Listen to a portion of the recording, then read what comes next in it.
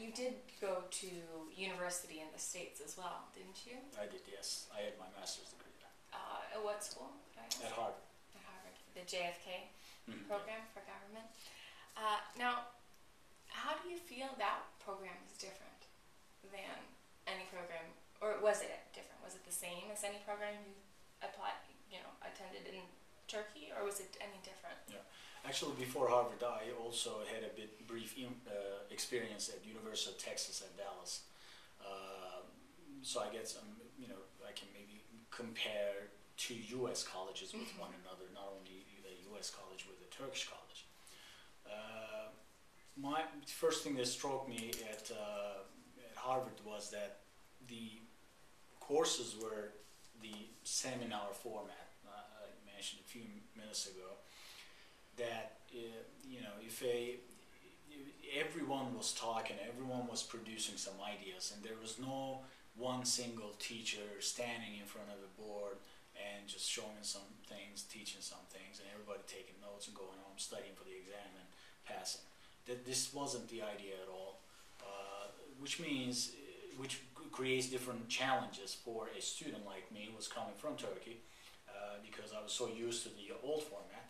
So in this situation, in a seminar course, you have to talk.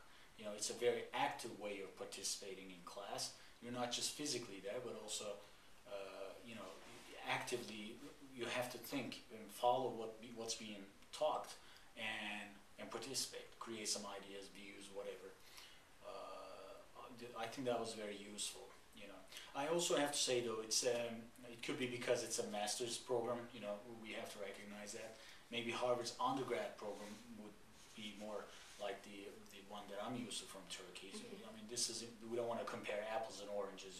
Maybe it's because of the graduate, but that was my main observation. If I sometimes jokingly say, if someone enters a class from outside and looks at the crowd, the participants of the class, he wouldn't probably be able to distinguish the professor from the teacher, from the students.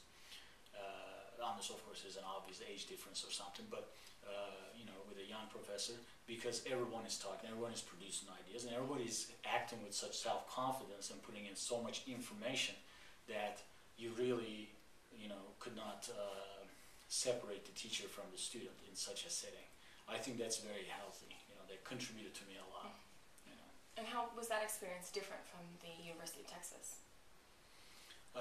Well, I studied government at Harvard because subjects could be important as well. The University of Texas, it was business.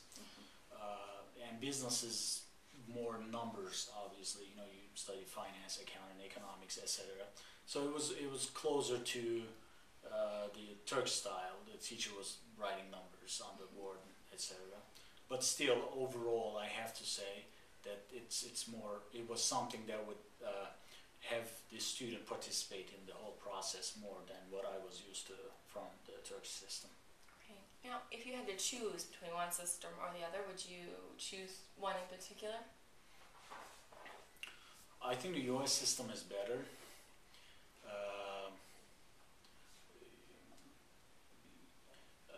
But yet again, the education is such a thing that it's like a two-way street.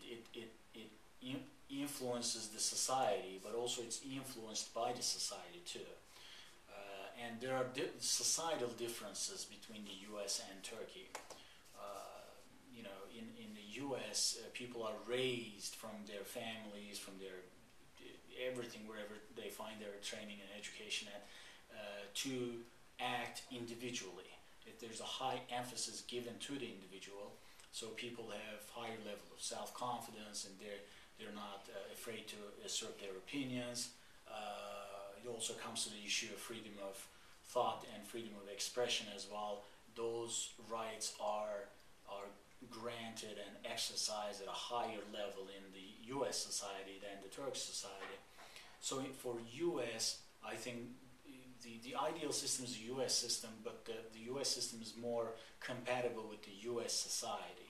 Yeah, I don't think it would be the best idea to try to kind of mimic it all in the Turkish society, because there are some major differences. So in my opinion, as far as what represents the ideal, the U.S. system represents it. But if you ask me that if I were the say the education minister of Turkey and try to bring in a system, make some changes, I wouldn't just automatically and fully bring everything from the U.S. You know, it has to be a transition, even though the ultimate goal would be something that resembles it. Great, thank you.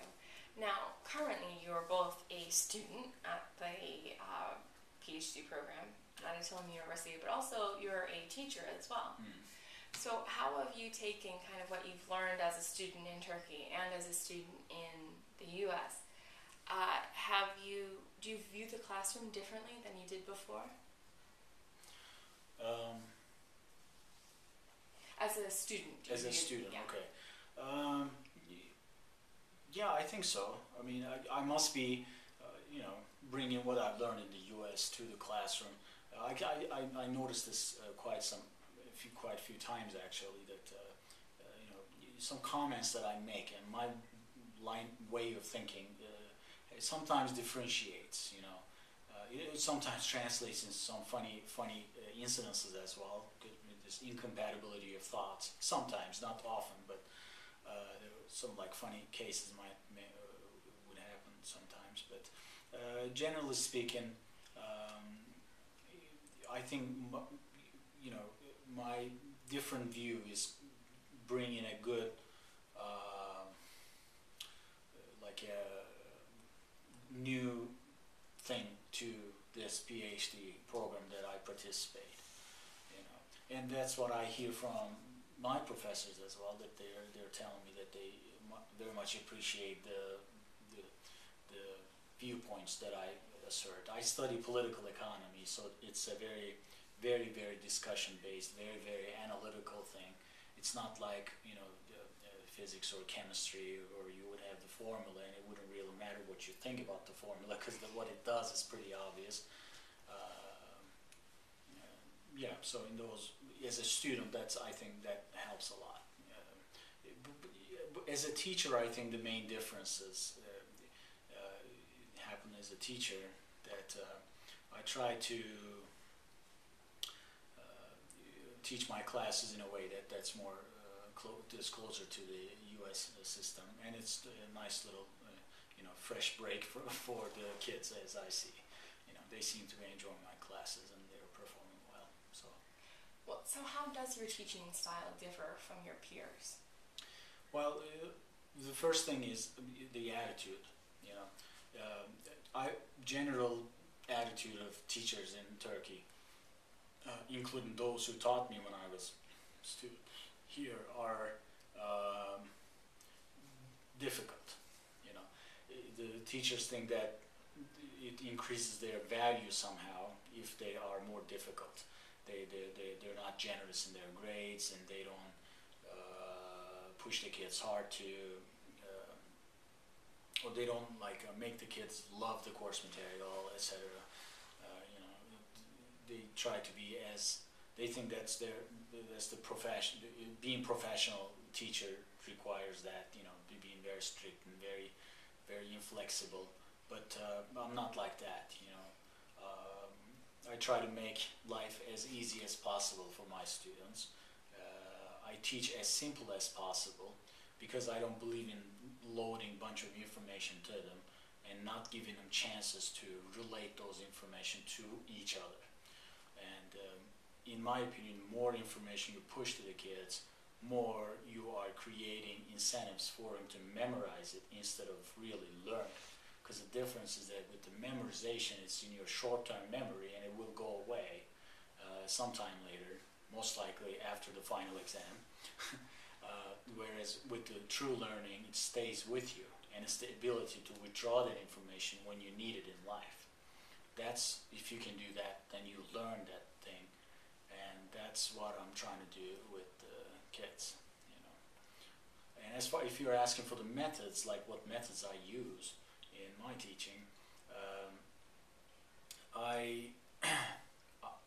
I make part of their grades, their performance during the semester, coming from their preparations for the class, because that was one thing that was missing when I was here, that no one told us to prepare for the class. The study was always an after-class activity, whereas what I'm doing is giving students the list of readings, syllabus, and they're supposed to read all the readings in the syllabus for that particular week, and when they come to the class, they're supposed to present me a 2-page summary of those readings. That way I make sure that they come prepared, they have at least some general idea of what's going to be talked about, and then I, in the class, teach them the material, whatever the subject is for that day. So that's one thing I do.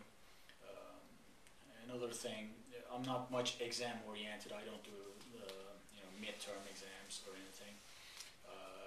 Just the final exam, and the gradings are pretty objective. It comes from 4 sources: their participation, their attendance, their this paper I mentioned, and also the final exam. And all that are quite objective. Like final exam is a test thing, so there's no room for me to make any interpretations, because I want them to get the grade that they deserve without leaving me anything to comment on their ability.